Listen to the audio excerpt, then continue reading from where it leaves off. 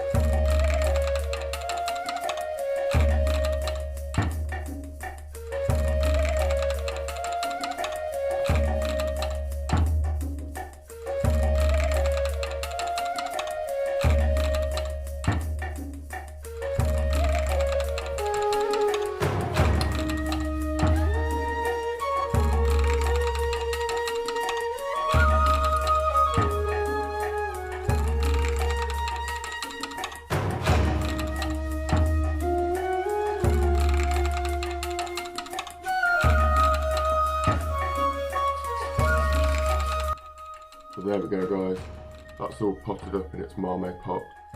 I was originally going to set a challenge for any other bonsai YouTubers that wanted to join in. But I think rather than a challenge we'll just do like a comparison. So anyone that wants to, I don't know, start a mame pot now or this month, and then we can do comparisons over the next few months just to see how they're getting on. So all I need to do now is to put some wire on this and to shape the trunks.